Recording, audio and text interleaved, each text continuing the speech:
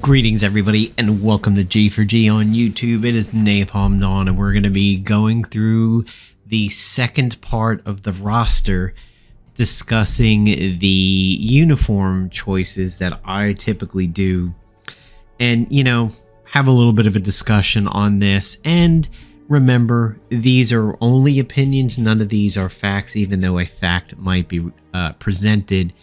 In the end of the day, everybody's going to have their flavor for uniforms and which they think is better, especially when you start changing classes and everything. However, this video is going to be really short because I noticed so few people in the second half really have costumes that are going to be accessible to Beta 6 players at this point, because they're all going to be coming out of Season 2.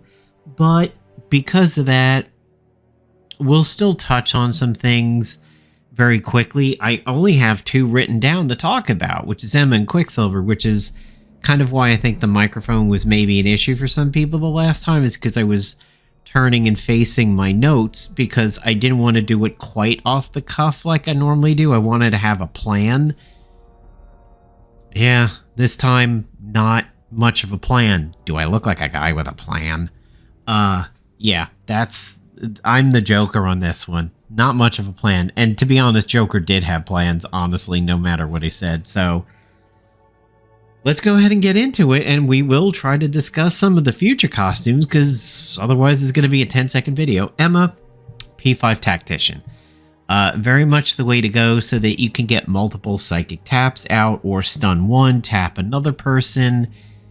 Pretty much the way to go. However, there is a point in time which she could, as the infiltrator version of herself, make use of that special infiltrator E ISO that allows the counterattack of an infiltrator to fire before the attack lands. Some of you might remember this period of PvP where P5 Emma and P5 Colossus with the escutcheon, the elite ISO, was super popular because Emma was really broken. If she saw you coming, you were taking massive damage from her psychic tap, and this didn't work with other infiltrators. Here's why.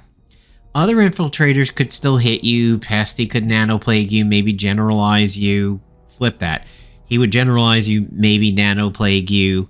Other infiltrators, maybe they hit a bleed on you like Nightcrawler or Wolverine. No big deal.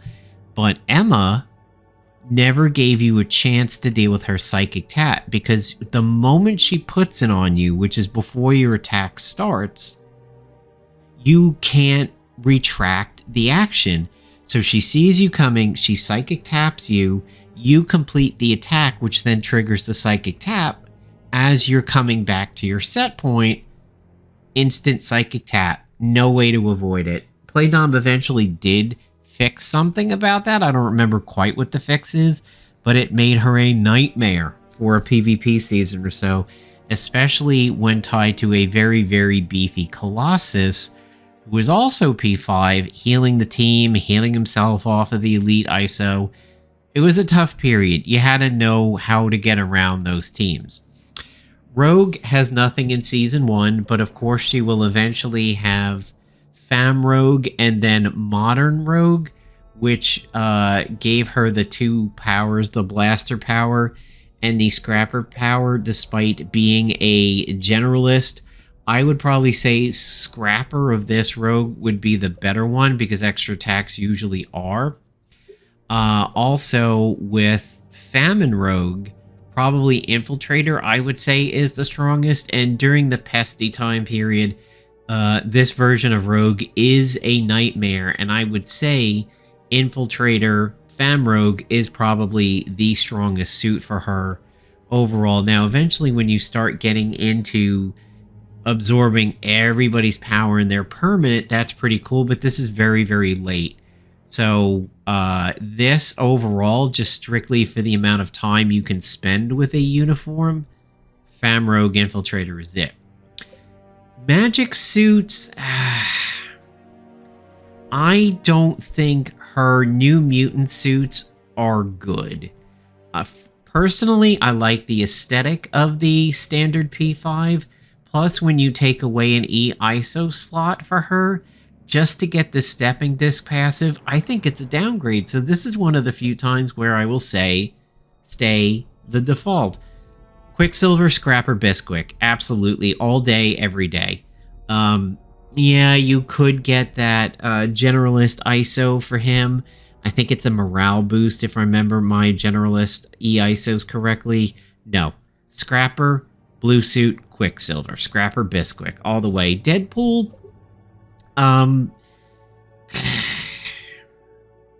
free candy is okay, and you do have to remember, being a Scrapper does give him 2 solid E-ISO slots. You can do a lot of good things with Scrapper E-ISOs, along with Bruisers and everything. They're 2 classes that are really, really good when you start adding a bunch of E-ISOs to them.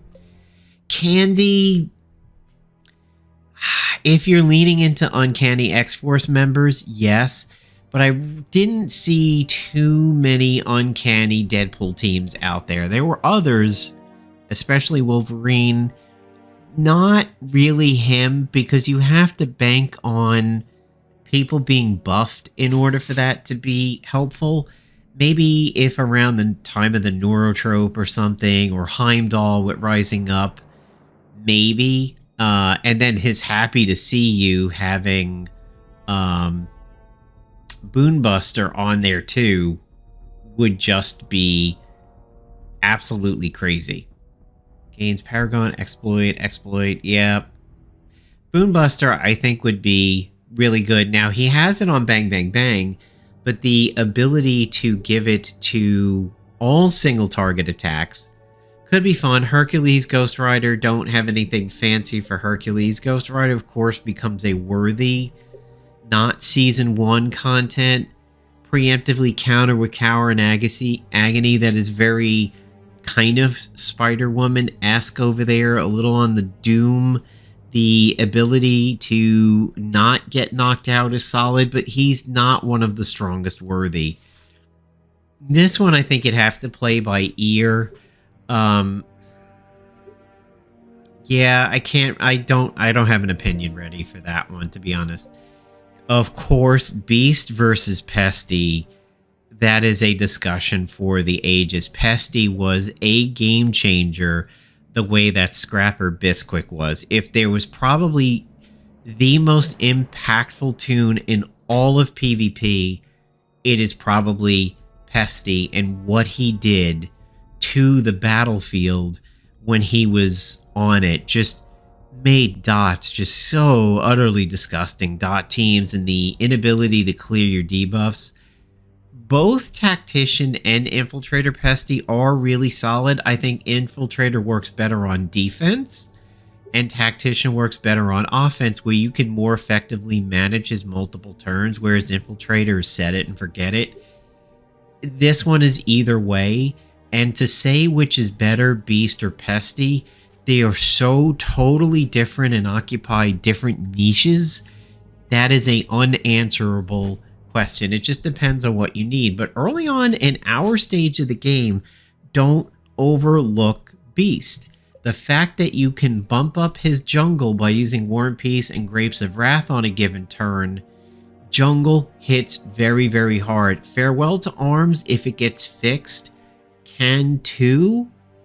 It's not really doing a lot of damage right now, even against people who are protecting, but the jungle, when it's buffed by that passive of Catch-22, is really, really nasty. Plus, you could also put a combo setup out in front of him, and it's even worse. So, don't ask me to answer Beast versus Pesty, because that's unanswerable. Cable, Valkyrie, Tigra, none of these people have uniforms, nothing to talk about. Psylocke. Now, on 2 different, very different game periods, when Marvel Avengers Alliance was live, okay? There were 2 very different periods of time in which I used X-Force Psylocke and X-Force Archangel. The first time was right around when the Mark of the Brotherhood came out on the mob. The second time was later, after Molly and Hafe all took their nerfs and the Deb was out there. and PvP like really was getting obnoxious, I actually brought back X-Force Psylocke and X-Force Archangel with a 5-agent set instead of the 4-agent set when they were originally out. Again, this is a tough one between Infiltrator and Tactician, because Infiltrator, I think, works a little better on defense and Tactician works better on offense. Well, we don't have defense anymore. So this one's tough to tell you which one of the two are better. She does more effectively get away from having 2 ISOs and switching to 1. One of the best ways in which she can be a tactician on the X-Force is to use Snappy Service, which allows her to make her buff action, Mental Coordination, a quick action, which is really handy. You can stick her with the EISO that makes Infiltrator attacks be preemptive and everything. Her suits are good. I would come up to one of her suits when they're available, but whether it's Infiltrator or Tactician is kind of up to you. Tactician has less weaknesses, especially when she can be stealthy. So, allied Uncanny X-Force members gain stealthy and true strike on attacks. There's really no downside to her being a Tactician. But as an Infiltrator, she could get worked over by a Scrapper. So I would give the nod to a Tactician. Punisher, Havoc, Magneto, no costumes. Hopefully the team has some plans to give us maybe White Nito or Black Nito. I don't know if Black Nito is too villainous for them to consider, but White Nito, if I remember correctly, is not. I think Magneto can use some uniforms. X-23, I mean, War X-23, what can you say about that? That is, getting that Warbringer passive over there, that's killer. Because it's like bringing Hulk, but having the snickety bleeds of her. I'm not really prepared to discuss Bruiser versus Scrapper, but I would say Scrapper likely wins here, because follow-up attacks when you're trying to cause bleeds and stack pain, that's the way to go. Britain, Pym, Phantom X don't have uniforms, we're skipping them. Black Knight. Switching him to Mock is almost as big as Pesty versus Beast, and there is a specific reason why. I love Black Knight. I will tell you that Black Knight and Union Jack are very cerebral characters to work with.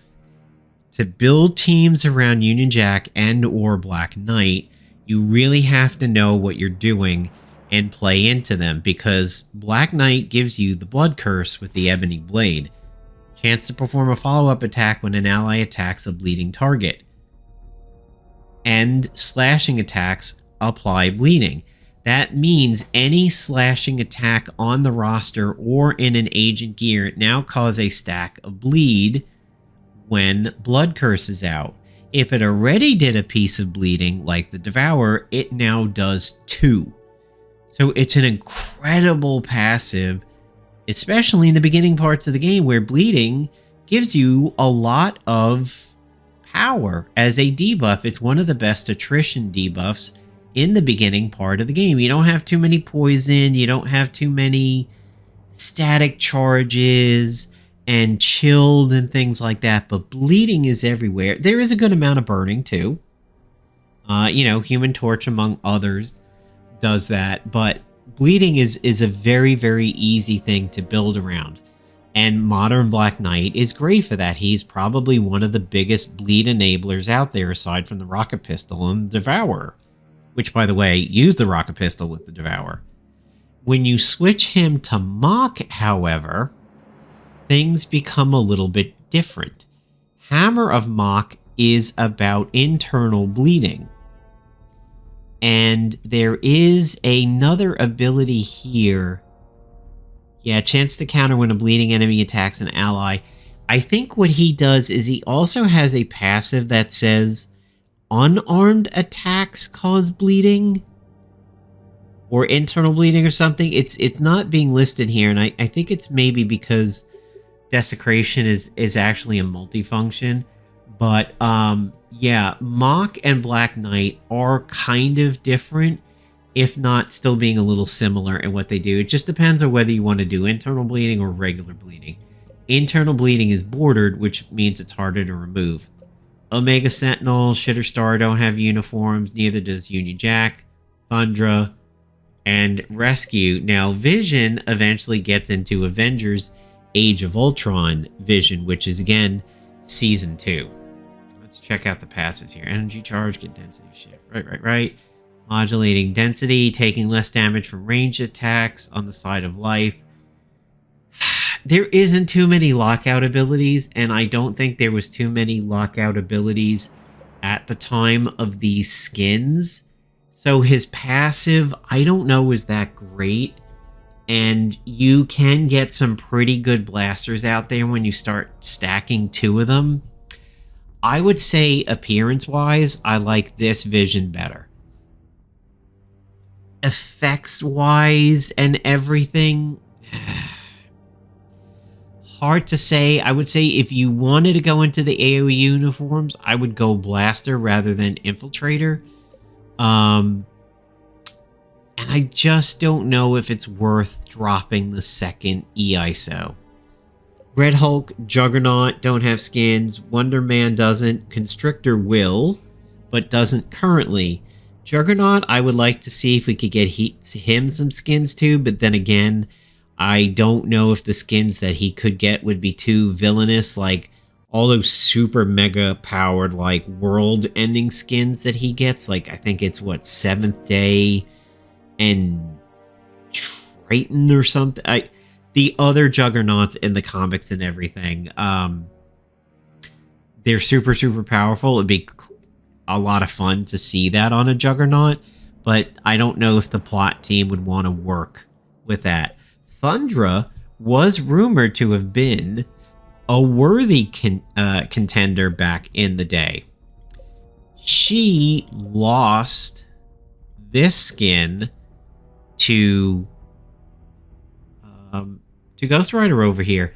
There is some art out there on the net that Greythoth could have originally gone over to Thundra because of the chain and everything like that. I don't see how the team could ever rectify that. I don't think they could be like, man, we don't know if this was true or not, but it looks cool. We could do that. There is no way of doing it because Greythoth is, it's already been claimed. But it would have been really, really awesome to see Thundra have that uniform. Just search the web for it. You'll eventually encounter it. Angel, well, okay, so first, yeah, Damon's got one too. Hold on. Satana, Bishop, and Elektra, no skins. Can ignore them. Angel versus Archangel, again, it's like Pesty and Beast. 2 radically different setups over here. Archangel is very, very death and decay. The Scrapper version is by far the preferred version because of the follow-up attacks, especially when you turn 15 and then you can proc your own passives. He gets an ISO for Famine Pestilence. This is where I don't understand Playdom's logic sometimes. Playdom said Pesty causing Nanoplague on 100% of his level 1 hits was too strong. They knocked it back to 60%. But with Archangel, they gave an ISO to his Pestilence ability that says it's an AoE. And when he throws out the Nanoplague with Pestilence, it is a 100% chance to proc. Now, not a 100% chance to hit. That's different. But if it hits, it is guaranteed to cause Nanoplague. Whereas Pesty, it's only a 60% chance, and Pesty is single target. I sound like a conspiracy theorist podcaster when I say this. What the fuck? What was Playdom thinking on this? This logic makes no sense to me. I feel like I have a microphones in a Looney Tunes show when I talk about this, because I just don't get it. Pesty was too overpowered with a single target attack, doing Nanoplague 100% of the time, but Archangel can do an AoE version of it and hit everybody 100% of the time. That's insane. The only logic I see there is that because there's the Infiltrator version of Pesty, getting hit 100% of the time by a Infiltrator countering Pesty and getting Nanoplague for your troubles could be very, very frustrating. I absolutely get that. But, oh my god, I don't understand the logic there. I really, really don't, but I love it. I rode X-Force Archangel and X-Force Psylocke to 2 different Ada finishes because of those two teamed up together. And when that AoE Nanoplay came in, oh my, and he's stealthy. That's the other thing. When he's with Psylocke, unless Heimdall is on the field, he is stealthy. And that's great. It's such a great opener to hit everybody with Nanoplague at the beginning of the match. Love it. Absolutely love it. Hope it never changes. Daimon Hellstrom. Going over to Angrier. Aside from the original 2 of Null and Kurth, I think Angrier is one of the best worthies to come out when the rest of the worthies showed up. Like, Nurkod, okay. Graythoth, okay. Mock, okay. The She-Hulk one, I would have to reacquaint myself with that one to a degree. Pain, yeah, okay, whatever. But Daimon, on the other hand, really, really did a good job with his worthy uniform. Infernal Power restores health when an enemy is defeated. Chance to counter fire and magic attacks. Chance to nullify damage from enemy magic attacks. Could be good with Black Knight and his Pentecostal Oath, where if he doesn't nullify it, it's reduced. Restores stamina. Angrier was really, really strong. If you want to see some really, really fucked up teams from back in the day, go search my name on YouTube, type in Napalm Dawn Team Suicide, or just Napalm Dawn it's not Suicide Solution, that's Ozzy Osbourne. I think it was Napalm Dawn Team Suicide or something. There were 2 teams that I did that involved killing my agent on purpose, and then he's getting resurrected through the phylactery, and what it does to Angrier, and what it does to, I think I used him with Null. I think it was Null and Angrier, because remember, Null loves magic, and that's what Angrier does. Yes, Angrier, definitely switch him to his worthy, and in my opinion, switch him to his blaster when this becomes available. Season 2 content, you're going to have to wait quite a while for that. And, I should also call out that there is a new Bishop uniform coming when we get into the new content of the game. If I remember correctly, I think it's a P5 Bishop. I would love to see an alt uniform for Satana. She's got a bunch of different looks, including that all red one that looks like Britney Spears is toxic. Thundra, I would love to see her get something. I would even love to see her get that worthy uniform, but we know that can't happen. Rescue, you could do a couple things with Rescue. You can go into her blue look that I've seen, maybe even a movie look for it. Red Hulk, Marvel Future Fight's got a couple different uniforms for him, including the Tom Selleck porn stash. And maybe even somebody could do a Harrison Ford one over here. Make him look a little less broad and chesty, shrink him down a little bit. I don't know what I could think of for the passives. Wonder Man, I can't really think of too many uniforms for him. Constrictor's getting one. Juggernaut could get a few, but they might be too villainous. Captain Britain, I don't know about. Pym could do some others. Maybe like a Goliath look for him. Because we already have the other Ant-Man. He'll come up in Season 2. Shatterstar, I don't know about. Phantom X, I don't know about. You could do some alternate uniforms for Omega Sentinel. I have seen some other looks for her, but they're usually mean looks. angry looks for her, so that might be too villainous. X-23 could maybe have a movie look there. Havoc, I think, has got a few different uniforms that you can lean into. We already talked about Magneto. Punisher, I can see a couple. Look at Marvel Heroes for that. There's like some high-tech ones and everything. Valkyrie, the team already has plans for a Valkyrie, different one. Pesty and Beast, maybe. Cable's got a ton of different looks. I think you could pull off some extra uniforms for Cable. Even maybe a Deadpool 2 looking uniform. So there you go, guys. I'm going to wrap it up over here. This one feels like it should be quicker than the first one because there just isn't that many uniforms on this one, but we did talk about the Season 2 ones. Hope you enjoyed the video, everybody. Report your bugs on Discord only. We're not doing them on the Facebook group anymore because they just clutter things up a little bit. So go to Discord, read about the bugs first, and then post something if you are encountering something that isn't already recorded. There seems to be something going on with the Havoc Spec Ops. I can't replicate it, but 3 people have posted about it. Stay tuned. If I get an answer, I'll let you guys know. Have a good one.